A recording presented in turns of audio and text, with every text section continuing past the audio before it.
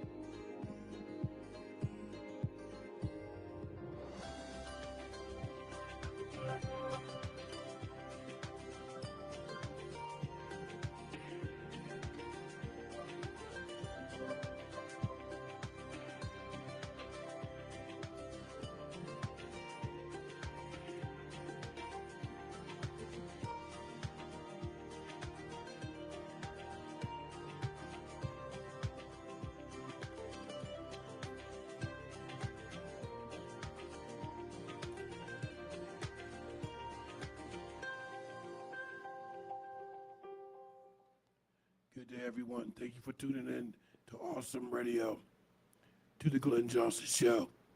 Here on Awesome Radio, 107.5 FM, 1570 AM, WECU. Our topic of discussion today is a continuing topic on Breast Cancer Awareness Month 2025. Today, we'd like to begin with Breast Cancer Awareness Month 2025 for men, which runs from October 17th to the 23rd, which is tomorrow. But men, ladies and gentlemen, particularly the gentlemen, you don't have to stop because it runs to the 23rd, which is tomorrow. You should continue to observe yourself, monitor yourself, and get checked out to make sure that you don't have breast cancer. That goes for men and women. And we also have a document from talk show host and comedian Sherry Shepard. We definitely want to play the audio that she made available on YouTube. It's quite awesome. But I noticed my co-host, Apostle Jacqueline Williams, before we went live, she's on in her studio writing down stuff, highlighting stuff. So, ladies and gentlemen, without further ado, let me welcome my co-host, Apostle Jacqueline Williams. Hey, Dr. Glenn, and to our listening audience on today. And not only was I highlighting, I also have my sticky notes. I know you do. I have my sticky notes with me just in case I needed to jot some things down. Well, Dr. Glenn, I am so glad that we are doing this subject again for a second time, because this is actually the first time that I have and that I know of that we have done the Breast Cancer Awareness Month on this platform. And so I'm very excited too about doing a part two, and also, you know, how awesome our broadcast was on last week, and even having our guests on the line who came to share about their experience with breast cancer. Yeah, actually, she wasn't a guest. She was just a call-in, but she might well be considered a guest because she stayed on for about 30 minutes. Yeah, well, our call-in, I don't want to say it was a formal guest, but she ended up, you know, telling us some very good things as she called in about breast cancer. Yeah, which was good, by the way. And sharing her experience. And I think it was a very, very powerful thing to hear her testimony of how she overcame and how she was healed from breast cancer. And so we today, you know, Dr. Glenn, there was also one thing that we didn't do last week, and I'm going to do it today. And before we start our subject with breast cancer, I can't wait to hear Sherry Shepard's her audio here that we have, and because I know that she mirrored some things that I talked about on last week about having the mammogram. The mammogram, yeah. And some things that I said that may have been also funny. Listen, I'm not as funny as Sherry Shepard, but I know I've been through the experience. Well, we have 6 minutes before we go to the break. When we play that audio clip, Sherry Shepard now. Can we do this one first, Dr. Glenn, that we forgot last week? What? And we were talking about North Carolina became the first e-court state. Oh, yeah. Yeah, this was very important. I felt like we needed to do this and start out and kick off this show with this because we forgot to do this. We didn't have time to do it on last week. That's great. And we need to do this. And so Monday, October 13th, um, North Carolina is the first e-court state. And what this means is that they are now doing court over the internet. And I think this is a powerful and a wonderful thing, especially if you have ever had to go to court and you've ever had to go down and you've had to sit there and you've had to wait. I know my experience with a ticket one time is that I was there almost all day. And I was sitting there for a long time waiting on case after case after case until they got to me. And I think that process was very tedious for myself. Yeah, but you know what I just thought of? There should be no more excuses and no more warrants for failure to appear. You just go on the computer and log on. Well, some people are going to still not show up, Dr. Glenn. Because I'm kind of wondering how it goes with sentencing. Maybe they don't do the sentencing over the internet, because I'm just saying, this is me now. I'm not a criminal. I've never done anything criminal, but I'm just thinking if they sentence you to life and they done it over the internet, I might not show up. that might be their last time seeing. I'm just saying, I know they're probably not doing certain things over the internet because of that. But it's all a matter of public record. So therefore, they probably would be doing the e-court sentencing as well because it's a matter of public record. Well, it says North Carolinians benefit from this in many ways. In all 100 counties, paper records have now been replaced with online access to justice, meaning that anyone with an internet connection can file court documents. That's another thing. You can file it over the internet and not have to go down there. That's right. I see that as a very powerful thing. Search for records or have 24/7 access to case events and court dates from the comfort of your own home. Nearly 6 million electronic filings have already been accepted. That means that people were excited about seeing this electronic system come into play. Yeah. And while we're on that, let me just mention one thing. I'm a retired corrections sergeant from New Jersey. I always had a problem with the correctional system that went privatized because actually and technically and legally, I think that the person that has been sentenced and that's incarcerated at one of those private facilities is not a ward of the state. The state has no control. And this is what I'm thinking. So I think that when they would privatize some states, it was a big mistake. Well, there are going to be people that are going to be looking out for money in every system.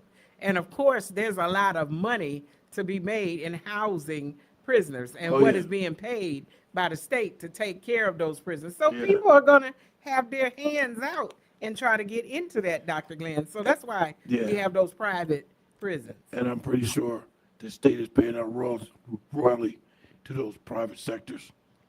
Definitely, for all the food, the housing, and the guards and different things. I mean, daily, it takes a lot of money. And I did hear the amount once of how much it costs to house a prisoner for one day. Those people are making that money. Yeah. They're making that money. Those prisoners are not living in luxury, but they're being taken care of, and that money is being made concerning them daily. And so, Dr. Glenn, we need to finish this document. I'm trying to get through a few things before this break so we can go right into the breast cancer month. Okay. And so it says here that it's saving many costly trips to the courthouse and over 20 million sheets of paper. So they've saved a lot of trees, Dr. Glenn, according to this, by doing the e-filing. So that's a big thing too. That's a big money saver. More than 5 million searches are conducted monthly through the new online record portal. And so I'm just want to say that those of you, that you may have something that you need to file, sometimes, people have things that they have to file yearly down at the courthouse. I mean, there's a lot of things. You get a ticket. I mean, you get married. There's a lot of things. I don't know about the marriage thing. I think that more or less has to be in person. Yeah, some of them, I don't know the details of all of it, but we will definitely find out and get some more information on that, because I don't know that you should be able to file a marriage online. You got No. your IDs and things, but hey, who knows? They may have you to upload it right there and you're able to do it. But that should be done in house. That should be done in person. That's what I think as well. But Dr. Glenn, hey, I don't know. This new technology, things can get very, very complicated, and people are able to do a lot of things online. We'll find out about the marriage portion of it. Hey, we're getting ready to go out on our first break here, and we want you to hang in there with us and come right back, because when we come back, we're going to share an audio from Sherry Shepherd, and she's talking about her experience with the mammogram machine. And I am excited to hear about it, and I want you to come on back. Hey, if you want to call in and be live on the air with us, the phone number here at the studio is 252-756-2008. You can call in and be live on the air with me and Dr. Glenn. Hey, this is Awesome Radio, the Glenn Johnson Show. Back in a moment. My name is Jayla, and you're to see to my papa, Glenn Johnson, on the radio. In Jonah's day, Nineveh was considered a huge city. Thanks for connecting with Today in the Word. I'm John Gager. In Jonah's day, few cities reached the 10,000 mark population-wise. At its height, Babylon had a population of only around 200,000, yet it was considered the largest city in the world. So Nineveh, with its population of 120,000, was significant by ancient standards. Besides having a large population, Nineveh was extremely wicked. Today in the Word, we read God's assessment in Jonah 1, verse 2. Go to the great city of Nineveh and preach against it, because its wickedness has come up before me. This description of Nineveh's wickedness will remind many readers of Sodom. God said the outcry against Sodom and Gomorrah is so great, and their sin is so grievous. In the story of Sodom, described in Genesis 18, Abraham eagerly interceded on behalf of the righteous. He was trying to convince God to spare the entire city if only 10 righteous people could be found. Since those 10 weren't found, the Lord destroyed the city. Well, the prophet Jonah is here put in a similar position. The original readers would have picked up on that comparison right away because of their familiarity with the Pentateuch. Therefore, we're primed in Jonah 1, verses 1 and 2, to think that Jonah will be a compassionate prophet like Abraham and will graciously intervene for the great city of Nineveh. Instead, we quickly find out that Jonah held a much different response. Rather than intercede for evil people, Jonah would attempt to withhold God's word from them. Hey, how do you respond to wickedness? With compassion or judgment? You can share today's devotional with a friend or two at our website, todayintheword.org. That's todayintheword.org. I am Miss Mary Cox. I'm Killer Thigpen's mother from Awesome Radio. Welcome back, ladies and gentlemen, to the Glenn Johnson Show. Motivations with Glenn and Apostle Jacqueline Collins-Williams. I believe she wants me to go to the Sherry Shepherd audio clip. Is that correct? Yes, we can do that right away, Dr. Glenn. There we go. And by the way, this is the short version of her audio. There's a longer version because you know Sherry Shepherd is a talk show host and a comedian. The longer version has some display of her comedic style. So we're going to play the short version, which is about 2 minutes and 34 seconds. Now, when you go get your mammogram, the nurses, they are so calm because this is normal to them. But let me tell you, there is nothing normal about flattening up your boobs into a pancake. And this is what I'm like, there's no foreplay at all. The nurses they don't say, hello, how are you doing? I'm nurse so-and-so. Who are you? How you feeling? There's no trying to put you at ease, all right? They just take out your boob, plop it on to this mammography machine, or as I like to call it, the torture chamber. And then let's talk about what you got to wear. You standing in a cold room in a paper robe. It's covering you up, your booty hanging out. Air all over your booties. And then you turn it around, you got to open it up. Your nipples are full of tension. Somebody done scared your nipples away now because they ready for the pain. They like, what's going on? And I can't push them back in because they're getting smashed to smithereens. And the nurse always says, it's only going to be like this for a second, but it feels like 3 business days. And it's sitting there in that machine, and then they come back and tell you, you know, the tissue is too dense, so they got to flatten it up even more.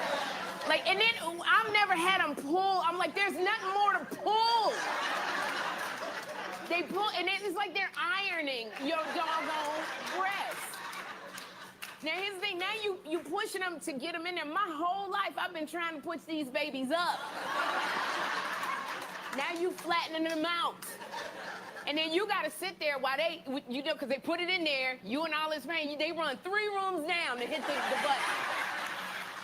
So then the lady comes back and says, oh, we saw a couple wrinkles in the film. I said, I know, heifer, they call stretch marks. That's it, wrinkles. Then the nurse says, I gotta do it again. Before you can say anything, she runs out the room again. Then the nurse comes back, and before she can even speak, I begged that lady. I said, please don't tell me we have to do this one more time. And she said, oh no, Miss Shepherd, it was perfect. Now for the other boob. That's it. And I said, I forgot I had 2. Oh. But I do want to say this to all my sisters and all of the young ladies, go and get your mammogram. The pain is worth it. You know what October means? Okay, that was the Sherry Shepherd audio. We're going to go to the Sherry Shepherd document right now because I want to point something out to Apostle. Doing the research in this particular document, at the very beginning it says Sherry Shepherd is a breast cancer survivor. But if you go down the page a little bit, it states that, oh, wait a minute, I just said it. It states that daytime talk show host Sherry Shepherd has not had breast cancer, but she has used her platform to raise awareness about the disease for Breast Cancer Awareness Month. She has shared her mammogram experiences and hosted segments featuring breast cancer survivors. So I don't get when they say she is a breast cancer survivor. Then at one moment they said she was not, but she's an advocate for breast cancer awareness. Yeah, she is not. She did not have breast cancer, but she did have a breast reduction surgery.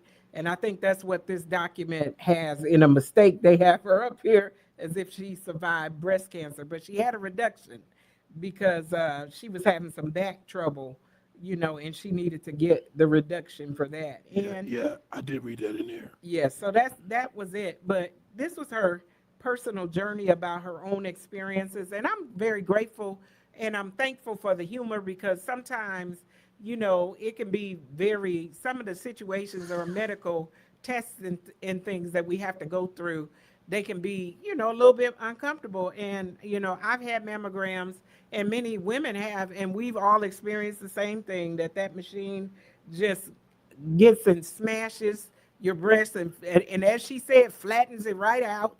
And, you know, I've heard and asked, you know, women, we talk.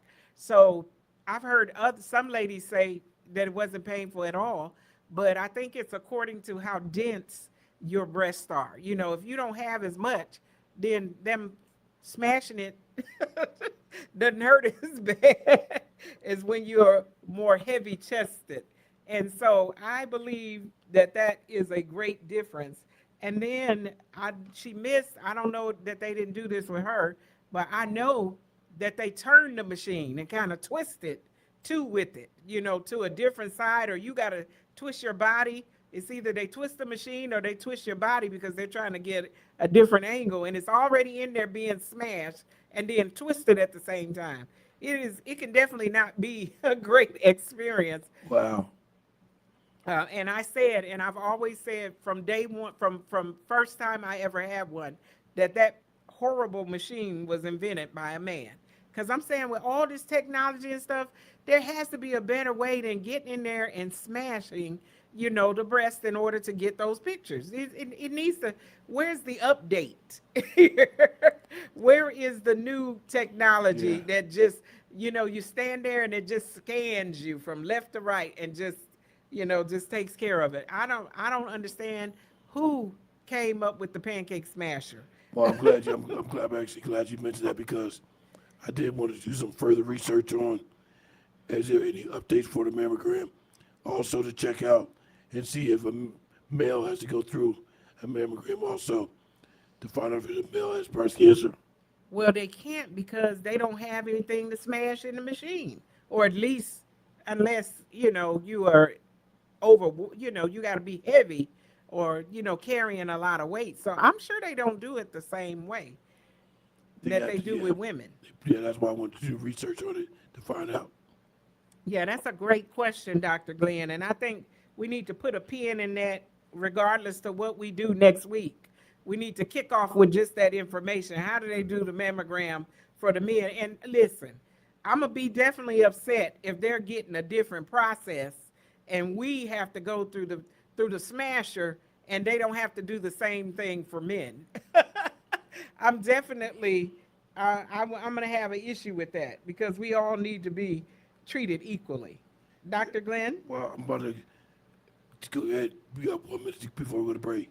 Let me research something right quick. Yeah, so I appreciate also Sherry Shepherd, in her bringing awareness to Breast Cancer Awareness Month and her doing that publicly on her platform. There are a lot of people that have survived breast cancer, and the awareness needs to continue to be out there. I have even seen, at my location of employment, some kids wearing the breast cancer pin for Breast Cancer Awareness Month. And we know that it's the pink ribbon, and we are seeing that everywhere. I would love to see more on television reminding us about Breast Cancer Awareness Month. Dr. Glenn, do you have that? I do. 1 minute ago. I'll be brief. Yes, men can get mammograms. While mammograms are typically associated with women's breast cancer screening, men can also develop breast cancer, although rare. Men with certain risk factors may benefit from mammogram to detect the disease early on. But what I want to find out is how they do it. Yeah, that still didn't tell us anything, Dr. Glenn. Oh, wait a minute. It says mammograms for men are performed in the same manner as for females, using a specialized machine to compress the breast tissue and take x-rays. Wow. So again, like I said, I don't understand how it's possible, but how would they suspect? I don't know. It has to be a certain criteria to suspect it for men. Hey, we're getting ready to go out on a break again. We want you to come right back with us, and we'll be right back in a moment. This is the Glenn Johnson Show on Awesome Radio. I am Miss Mary Cox. I'm Killer Thigpen's mother from Awesome Radio. Street preaching is a wonderful tool for spreading the gospel when it's done the right way. Stay tuned. That's attorney David Gibbs Jr., and this is the Legal Alert. We here at the Christian Law Association appreciate and adore the brave men who preach the vital news of the gospel on our city's streets. It's a time-honored, Christ-honoring practice, and we have defended this right constitutionally again and again. Great men like Billy Graham and D.L. Moody were street preachers. However, unfortunately, now we're receiving more calls of late from certain street preachers becoming a bit salty in their language, not polite. Their choice of words about people they disagree with are not good. This isn't wise and it isn't godly. It's so important to do the right thing the right way. Let me repeat that. It's so important to do the right thing the right way. And to do it the right way, let your speech always, as the Bible commands, be seasoned with grace. Street preaching is a protected constitutional right, but do it with the right spirit. Our free newsletter addresses lots of issues, like the ones we've been discussing today. It's an invaluable tool. Why not sign up for it now at christianlaw.org. christianlaw.org. We're back. You're listening to The Glenn Johnson Show. You can reach Glenn at glennjohnsonshow@gmail.com. Welcome back, ladies and gentlemen, to the Glenn Johnson Show. Motivations with Glenn and Apostle Jacqueline Collins-Williams. Here on Awesome Radio, 107.5 FM, 1570 AM, WECU. We have reached our final 30 minutes of today's broadcast. So we would love to hear from our listening audience. If you have a comment or question, please don't hesitate to call in within the next 30 minutes to 252-756-2008. And I definitely want to play that audio clip again about the triple negative breast cancer, because that's on my mind. I want to hear what they were saying about that. Yes, Dr. Glenn, you want to do it now? Yes.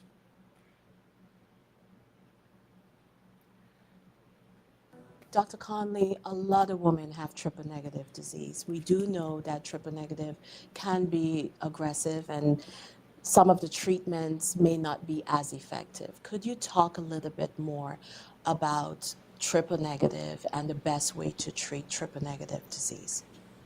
So, triple negative breast cancer indicates a breast cancer that does not have one of the three targets that we look for. It does not have expression of the estrogen receptor, the progesterone receptor, or the HER2 receptor, and that is why it's called triple negative. And so we do not have the option of using some of our targeted therapies in those patients. Hormone therapy and HER2-directed therapies are not effective in triple negative breast cancer.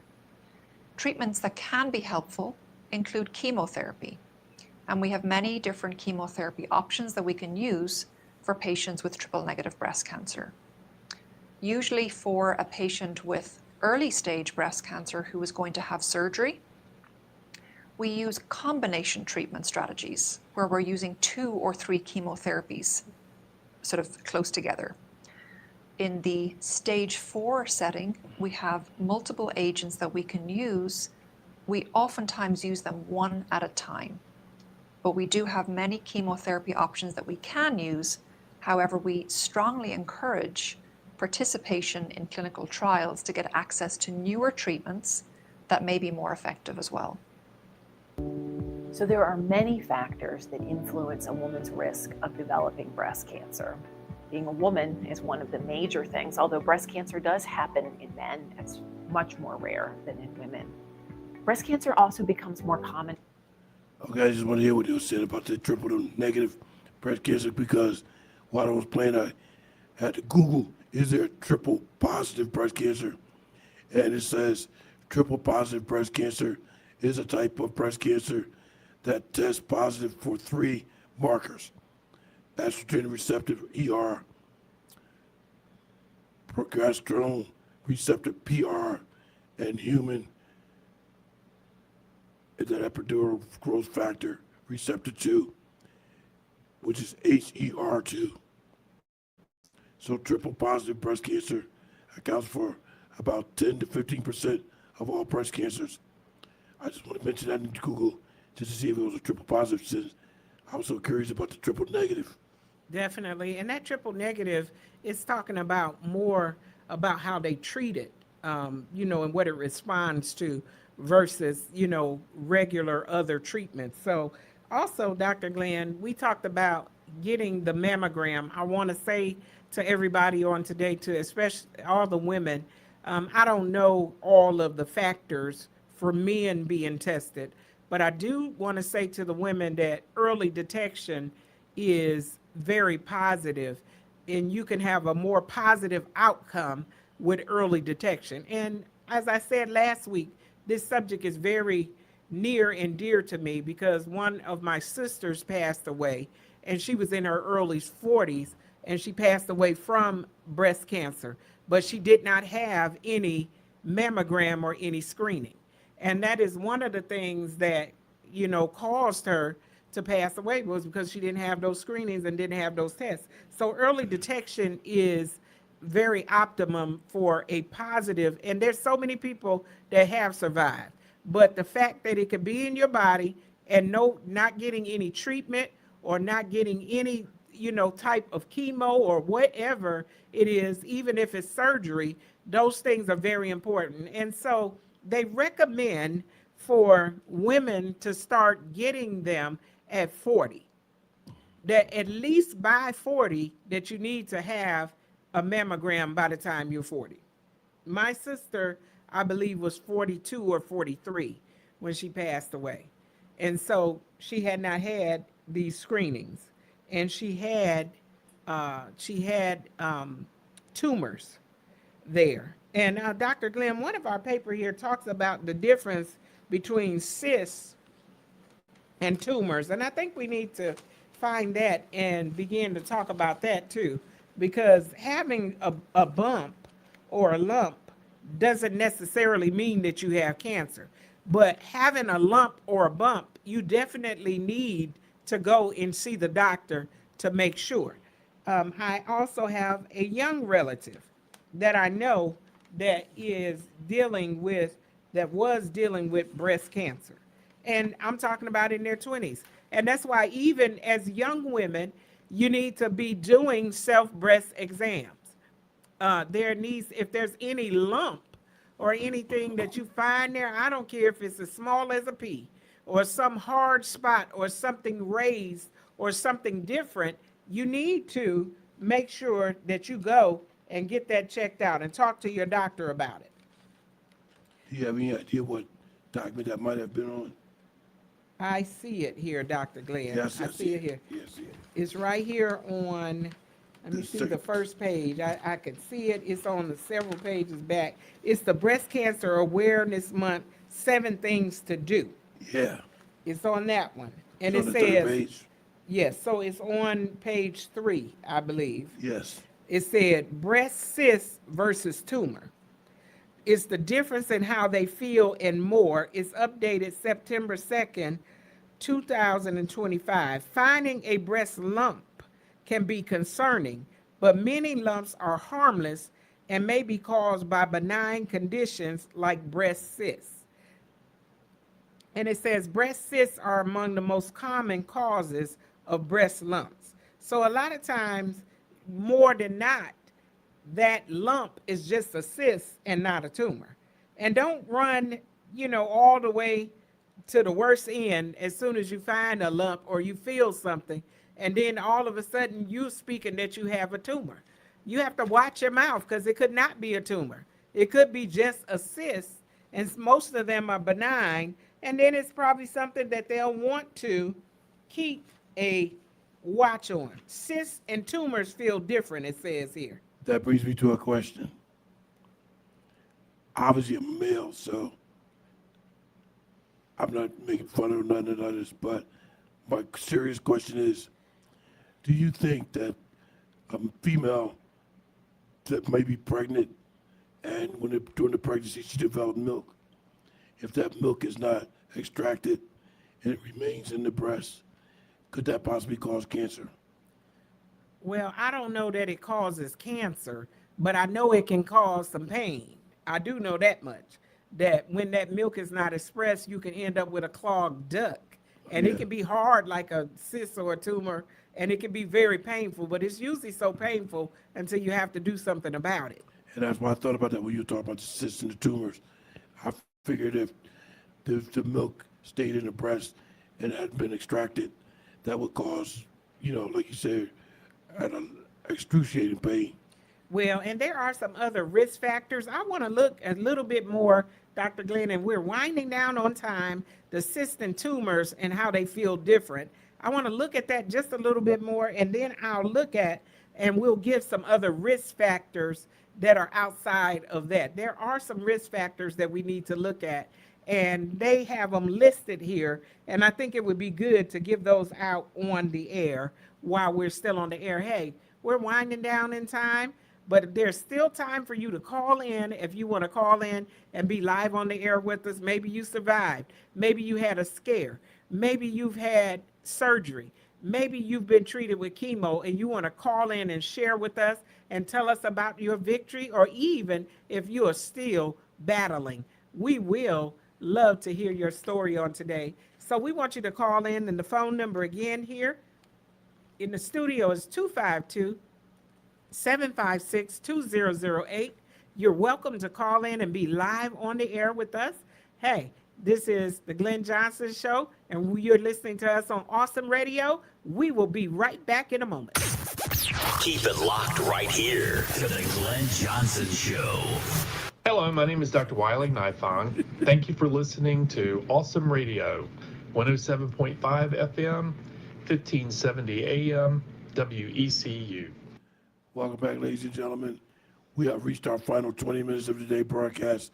So without further ado, I just want to say, as a possible going out to the break, if you'd like to call in and share your experience, if you're a survivor, may know somebody that's a survivor, whatever the case may be, you want to share anything, give us a call. We have 20 minutes remaining on the broadcast. I'm going to kick it right back over to Apostle Jacqueline Collins-Williams. And it says here, a breast tumor, on the other hand, results from cancer cells dividing and growing uncontrollably in your breast. Sometimes a tumor feels like a lump, and sometimes it's only found on a mammogram. So that's why it's so important to get the mammogram, because you could still have a tumor and not be able to feel it. And that's why the mammogram is so important, because for early detection. I do know, that the film or whatever after, it can see the veins in there.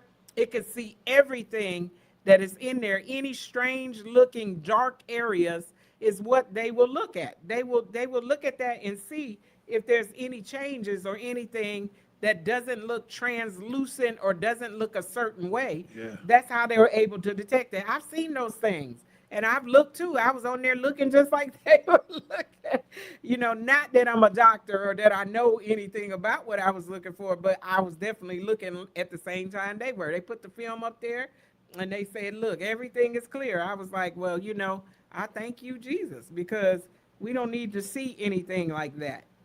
And so here we are. A cyst and a tumor are distinct conditions. This article covers 6 key differences between a cyst and a tumor, including how they feel. And it talks about that cysts and tumors have different causes. Importantly, a breast cyst does not increase your risk of getting cancer later. So you can have a cyst and it doesn't mean that you'll ever get cancer. Sometimes you can get a cyst anywhere on your body. You can get it on your arm, your leg, so just like if you had it on your leg, you wouldn't be automatically running and thinking that you had cancer. So it's the same with the breast, but they would definitely monitor a cyst a little bit more in the breast area than they may do in some other area. Let me ask you a question. If you remember, our caller that called in last week, and she was saying she only had a dye or contrast with a certain procedure. Was it the MRI or the CAT scan? I don't remember, Dr. Glenn, but they do contrast dye. And that was one of the things that I wanted to say too, is that the mammogram is not the only diagnostic technique they use, because if you're at higher risk, they are going to need to do the MRI and the CT scans and those other scans just as well as doing along with the mammogram. So it may not be just the mammogram, it may be these other things added as well. Because I remember she saying that she had to alternate which ones they were going to do because the dye that they gave her made her sick. Yes, and they were continuing to monitor her to make sure that they had gotten all of the cells. Yeah. And then she did chemo after the surgery. Because sometimes, the diagnosis is going to be that they just want to do surgery because it looks like it's localized and they can just take those cells out or they can just remove them. And surgery is easier than sometimes trying to get it through the chemo and other things, especially depending on how it is and whether it has spread. So, it was easier for her to have the surgery, I'm sure. And doctors will determine that. They will determine if surgery is an option. And, you know, if it's surgery and the chemo, or if it's just chemo by itself. And, you know, it's a very, very heavy thing to think about, you know, having to lose your breast or have your breast cut off. I can't even imagine, you know, we as women, you know, some, you know, people, they may think in this world that they may feel like a woman, but they wasn't born a woman. There's something about being a woman and having to come through puberty and going through, you know, the development from zero to having breasts. You know, that's an experience that, you know, it's unlike anybody else. You know, if you go and just instantly get them, you don't understand what you go through to go through puberty, to go, you know, and go through all of that, and then to even look and think that you may have to lose them. You've had to take care of them your whole life or since you were a teen, and now to think that that has to be very devastating. But I'm sure reconstruction and some of the things that help, or some, you know, they just never get them reconstructed, they just leave it. I've seen even now a lot of women modeling and showing where both breasts were removed. And it's common to me. I just have to say this, Dr. Glenn, even though they're gone, you're still a woman, and I just don't feel like that needs to be happening. You still a female, even though they're gone, and maybe you just have scars there. You know, there still should be still should be some shame facing this. Like you don't just get up. You're not a man, so you don't you know, bare chest like a man. I agree with that because you have some other characteristics that set you apart from male. So, like you said, if they were removed, you're still a female. Yeah, your femininity is still intact. It should be. You still should be feminine, and it should be something that feels, you know, odd about that. I'm just saying, I've seen people do it, and I know they may have the boldness to do it, but I still feel like, you know, you're a woman, you need to be covered up, you know, regardless to what has happened. You're still a female. You've done it your whole life, so you may as well continue. Dr. Glenn? I agree with you wholeheartedly because either you're male or female. You can't be one and then be another one at the drop of a dime. You know what I mean? Oh, yeah. Well, you could look like another one at the drop of a dime, but underneath you still are what you were originally born as. That's right. You can't change it. You can modify some things, but you can't change who God made you. And when he birthed you here, that's who you are. And when you die, you're going to have to meet him, and you're going to meet him as you were originally and not what you turned yourself into.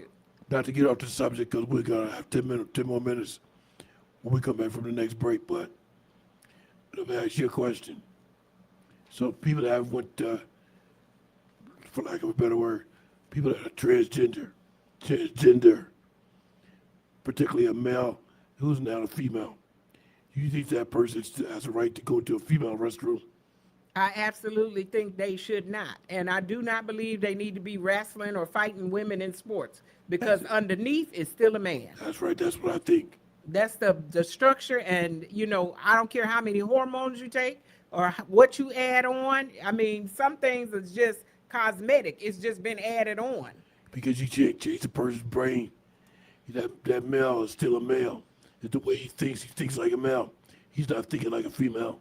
That's right. And the hormones that are flowing for a man. They are flowing for a male. So they got to take some false hormones or something synthetic to try to make them feminine like a woman. Testosterone is always testosterone, not estrogen. You can't change that.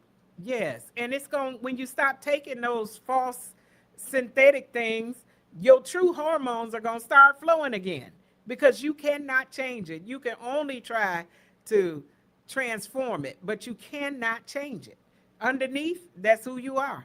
And that's where you're going to stay. I don't want to get into that, Dr. Glenn. That could be a deep subject. I don't want anybody calling me, telling me off, and telling me how they feel and all this stuff. You know, that's your opinion and your issue. But I'm telling you the truth. That's your prerogative, so we'll leave that alone. Yeah. We have 60 seconds before we go to the next and final break.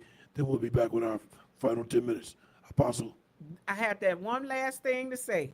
And it's certain things that even when you change it, you're not going to start doing some things that a woman can do. There's some things that only a woman can do and only a man can do. And, God made us perfectly. Hey, we're getting ready to come back for our last break here. And we want you to come on back and hear the ending of this. And we're going to look at some risk factors real quick on our last break. Hey, I know you're enjoying this talk, and hey, I get to going real fast, Dr. Glenn. And I'm sorry, but I like the truth. And I hope we haven't offended anybody with what we stand on and in our own opinions, but we own them and we own the right. Hey, we'll be right back in a moment. This is Awesome Radio. Right back in a moment. My name is Jayla, and you're to see to my papa, Glenn Johnson, on the radio. Welcome back, ladies and gentlemen. That was certainly quick. This is our final 10 minutes. So I'm going to let Apostle have his minutes that will end today's broadcast. Yes, so they say age is a common risk factor, that the older you get, the more likely you are to get breast cancer. But as I said, it is not exclusively about age, because there are young people that have breast cancer. You need to check yourself out no matter what age you are. Drinking alcohol and taking menopausal hormone therapy are also linked to an increased risk of breast cancer. Smoking may also be linked to an increased risk. Risk factors linked to a decreased risk. Some factors are linked to a decreased risk of breast cancer, such as breastfeeding. Now, Dr. Glenn mentioned that earlier, that if breastfeeding could lead to breast cancer, but it is actually causes a decreased risk factor when you're breastfeeding and exercise. Eating fruits and vegetables may also be linked to a decreased risk of breast cancer. So your diet can cause you to have a lesser risk. It says factors under study. Now they're studying and looking at these, that dairy products, fertility drugs, hair dyes, and stress are currently under study. And we know already that they've got studies about the perm that we used to put in our hair, or a lot of people used to put it in, that is causing cancers in some parts of the body. And the dye. And the dye. Now they're talking about the dye too. So, I mean, why didn't they say this from the beginning? They never told us in the beginning that those things could cause cancer. How many women have permed their hair? I used to do it for years. And also dyed their hair. And people that are still dyeing their hair. Well, once again, not to get off the subject, but, sometimes they find out things years and years and years later. Like back in the 80s, there was a certain deodorant that was eliminated off the shelves because it found out it had aluminum in it. The aluminum was causing cancer. You haven't seen that deodorant on the shelf since. Well, these products need to be tested, and I know, I don't want to say this, Dr. Glenn, but it came right on the tip of my tongue there. They used to do animal testing and see how it went with the animals first. And if it gave the animal cancer, then you definitely don't need to be using it on us or releasing it to us. If it killed a rat, then it definitely doesn't need to be on the market for us. I'm just saying, Dr. Glenn, I'm not against some things. Yeah, some people are. They're against animal testing. Yeah, I understand it, but animals like a human structure. Yes, that's true. Factors not linked to an increased risk. Well-studied factors not linked to increased breast cancer risk include breast implants and caffeine. So they're saying that having breast implants is not linked to cancer, and neither is caffeine. So drink the coffee as much as you want and get some implants if you need help. Let me ask you a question, if you know. So the implants, I don't know, there's several types. I know there's a silicone, saline, and stuff like that. There's got to be a couple of them that's worse than the other kind. Oh, yes. And I think, over time, and we'll have to look at it, Dr. Glenn. I am not an expert on the implants. And, I've known someone that has gotten them because, they wanted a bigger size or whatever, but I'm not well versed on it. So that's what I'm going to say about that. But we can come back and definitely look at it, and I'm going to tell you this, it's a lot of Christian people that believe that you should not have surgery, that however God made you, That's right. that you need to stay that way. I agree. Do you, Dr. Glenn? I agree. I don't know that I agree with that. If something gets bad and something is made oddly, or something is bigger on one side than the other, way bigger, I don't see nothing wrong with fixing it. I'll tell you why I said that. Everybody knows I'm diabetic. And if your diabetes get really out of control, and particularly if you get an infection in your lower limbs, then they want to amputate. I remember telling my endocrinologist one time, I said, I'm not worried about stuff like that. She said, why not? I said, because first of all, I would have to be in the hospital for you to do that. I'm not going to be there. You have to look for me. Well, I'm just going to say this, love lifts us up where we belong. Anything that needs to be lifted, we could pray and ask God to lift it back up or do some things to help ourselves. But I don't find an issue with it. I do find an issue with going overboard with surgery, because sometimes if something is going to enhance, and depending on where you are in life, some people, they're on television. They need to be looking better. You're absolutely right, because that's why I'm here today, because all the things I went through post my motorcycle accident, which could have killed me, and I have a I have a wire mesh that covers the entire right side of my head. Had not had that wire mesh inserted in, I probably wouldn't be here. And there's some cancer treatments that can cause you to look very old. After you're done taking those treatments, it can make you look 20 or 30 years age of where you are. And so there's nothing wrong with something happening. This is how I feel, and it's going to help you and make you feel better to be able to get those things, and it's wrinkled your face and got you saggy, or you looking way, way older than what you are because of something that is out of your control. I don't have a problem with it. I think what it boils down to is sometimes you have to go through an extreme thing to get something accomplished for yourself. Oh, yes. And, it's left up to the individual. It's your own conviction. If you think not, then God bless you with that. But I say go for it. If you need it, if it's going to help you, go for it. One more thing I want to mention to that end. If I had not had the surgery after they removed my tracheotomy, I definitely know I wouldn't be here, because prior to the surgery, I couldn't even breathe. And if you can't breathe, what happens? You're going to die. Thank you. So, and then you had some reconstruction. Yeah, so I praise God. Yeah. Definitely praise God for all. That was divine intervention. Yes, I'm grateful for doctors and their ability to reconstruct things after something has happened. Yeah. We need that. And so I don't have an issue with it. Get reconstruction, get plastic if you want to, plastic surgery, however you want. Do whatever you need to help you and to help you feel better. Dr. Glenn? I'm glad you mentioned that, because, ladies and gentlemen, all of the information we share with you today, we don't want to discredit any medical facility or any particular doctor. All the things we share today is commentary that we have researched. You still should consult with a medical professional for further advice. Definitely. And we want to say that neither one of us are medical doctors, and I've denied that right away. Some things are opinionated, but you also should seek the advice of a physician concerning your situation, and also pray about it. See what God has to say about your circumstance and not go by other people's opinion. Because prayer works. Believe me when I tell you. It definitely does. I'm going to see about praying some things up and helping to, you can do better and you can feel better. There's some things that prayer and exercise will help, Dr. Glenn.